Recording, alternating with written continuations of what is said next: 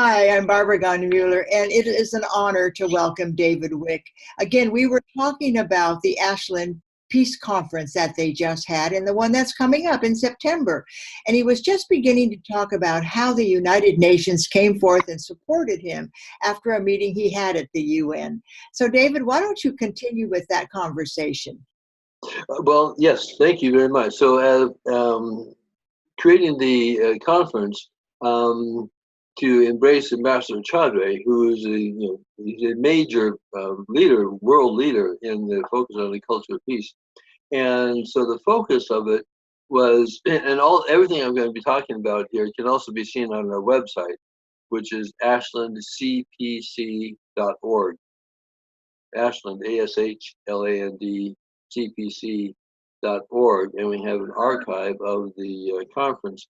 And here's an image of the brochure of the conference. And the focal point here is, as it's seen here, it's the Ashland Global Peace Conference. Again, we work on the local global initiative, they both inform each other. But the focus here was, you are the flame, practical applications of the culture of peace. So the point here was to bring together leaders who will talk about how they are the flame, how peace is in their life, how they exemplify and practice peace in their personal life as well as their professional lives. And we had the speakers were Ambassador Chaudhry, Under Secretary General of the United Nations and founder of the Global Peace Movement. And then Dr. David Yang, he's the vice president at the United States Institute of Peace. He came from Washington, D.C. And also Dr. Saul Arvest, he's the director of the Canadian Peace Initiative. And he came. So they were our speakers, with Ambassador Chaudhry as our keynote speaker.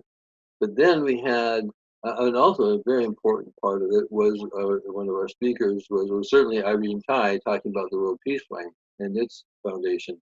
But then one of the students who was the flame keeper from the middle school and had the whole experience of being a flame keeper, and he spoke about what that is for him. But then it's really bringing together the different levels of leadership. From our state level, we had the state panel where we had our state senator and state representative of Oregon. City panel where we had the city council, chief of police, executive director of the Chamber of Commerce, superintendent of schools. They spoke on the panel. Then the next panel that we had was it's a community panel. Had the CEO of the community hospital, the publisher and CEO of our largest publication organization, News Rosebud Media, the president of Southern Oregon University, the executive director of United Way of the county, a rabbi with the interfaith community, and one of the key people from the Oregon Shakespeare Festival. And they're all talking about, to everybody, but to each other, about manifesting peace in their own lives, but also professionally. And so this was a way for the community to start experiencing, here's the leadership, and being inspired by this, but really the message is that everybody is the flame. So you had large groups, you had small groups. Am I correct? You had the major speakers, and then you would break up into smaller sections? No, we stayed together, everyone together for the full day. And I the kind of like panels, that, because yeah, then you hear each other. You don't separate, because you have some notable people from your community who are hearing each other, from the superintendent of schools to the director of the hospital. I mean, when you hear each other, it gels better for the community of peace, doesn't it? That's exactly right. And that was the point, is to move the whole culture of peace forward, and the idea and the practices of that by hearing each other. It's the first time that's ever happened. Right. With that kind of focus. And it was very in big impact on people who were attending. And Irene Kai had developed an incredible closing with, she had written a invocation, the World Peace Flame invocation, which is beautiful. Reading that, and then everybody lit a candle, and they had a World Peace Fund candle. Everyone there, and then they lit the candle first, read the invocation, and then in the background was John Lennon's Imagine playing, and people then that walked around with a lit candle, and the votive candle, going around and clinking it with every other person, kind of like a greeting, the peace be with you, greeting, and it was so powerful. But the point here is that this is a way of bringing community together in an experiential way that moves people and it really touches their heart. And how long did it take you in your preparation for this conference to get everybody on the same page? Was this something that happened in a year, 2 years? How long did it take you to get this kind of a community spirit? it was a intense several months. So we met with Ambassador Chaudhry in March Right, of 2019, right. and the event was September That's pretty 2019. fast. It was very focused, very intense. Irene did an amazing job of bringing people together, but also giving. It wasn't until maybe a month or even less, maybe several weeks. I think it was several weeks before the event. Everyone said yes. We asked, everyone to be on the panel, be part of this. Everyone said yes because we had established a high level of credibility in the community, and people knew us, and so they said yes. Then it was just a couple weeks beforehand, giving them the guidance of this is what we'd like them to focus on, and everybody did it, and it just was so powerful. But part of this is that we are, individuals, Irene and I, and we got some other people that help, obviously, but we can do that. You have an idea, you have a vision, go with the vision, but then you have to live it, live the vision, and then share it with others and bring people in. But it's inspirational, and that's a huge part of. That's been part of we're working with the school children, is inspiring them. And Irene is masterful at that. Really, it's touching people's hearts, inspiring them, and it's all about you are the flame. It's you. So each of us can do amazing things if we just step forward. I think this is just a seed that you are planting in people's idea that they are the flame and that they can have this kind of a community gathering, and you do it in one day and you hear each other. And the magic was the fact that you actually invited people to be part of it. I think that was the magic.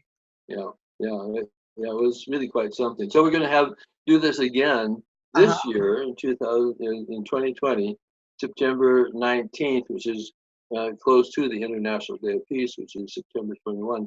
And we're going to be doing it as to the next city over, which is in Medford, Oregon, for the entire Southern Oregon. So it's going to be bringing it regionally together. And the focus is on peace through education.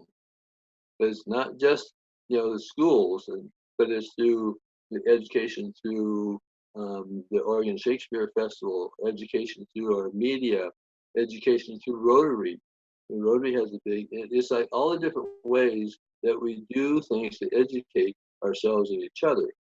So it's going to be, that's the focal point, but it's going to be bringing community together where there are some edges, there are some challenges in the Southern Oregon communities, differences. So that's what we're going to be doing. You are such an inspiration for the possibility of education, educating each other, and to bring together these different factors that are in your community to educate one another. You're listening to David Wick. He is Ashland, I call him the Ashland Culture of Peace Commissioner, because he and Irene have this culture of peace, this Ashland culture of peace, and this conference that they put on. I heard all about it because David and I are members of the Rotary Club of World Peace. Right. And I think it begins with each of us. And I loved your theme. You are the flame that makes this peace possible. And he has a long history of being with Pathways to Peace and working with peace and bringing it to the community so that the community can really get involved and not just hear about it. I think peace begins with action. Don't you think, David? Very, very definitely. Yes, and particularly now, in the world, and there's such divisions and such differences, and there's forces to create the differences, and so it's just like stepping forward. It takes action to I mean, absolutely, you have to find our own peace within ourselves, but we need to shine our light however we can, yeah, with each other. But it's really establishing our relationships and how we are. It's really about unity. It's about becoming the peace other people need. I'll never forget interviewing 85 of the speakers from the 2016 conference, and I would ask, what does peace mean to you? And they kept saying, it begins with me, begins with me. And that's what you're saying. You are the flame. You're listening to David Wick. I'm so honored to be interviewing him today. David Wick is one of those people who not only had the vision, but he put it into action, and he got the community to believe that it's possible that we could have a full day to devote to peace. Isn't that what we all want? David, I have to thank you again for being on. People are going to be listening. One more time, give us your website. So it's ashlandcpc.org, ashlandcpc.org. Fantastic. But thank you, Barbara. You're just a wonderful peace leader in so many ways, and it's just a delight to be here. You are being an educator. You're educating the peace building, right now. So thank you. I am honored that you thank me for doing what I feel is my duty. I've been given so much, and I just am so grateful for the life I've had. And I always feel like if I can just get one more person to understand that peace begins with them, wherever they are, whatever they're doing, it allows the peace to spread one person at a time. It's almost like a virus. Once you get into peace, you can't help it. You just become that peace maybe that person needs. And I want to thank you. You're listening to David Wick, and I'm Barbara Gahn-Mueller. And join us each time when you can have a moment, 15 minutes. Spend 15 minutes every day with peacepodcast.org. Thank you very much. Thank you, David. Thank you. Thank you. You're welcome. Bless your heart. Thanks. Bye-bye. Bye for now.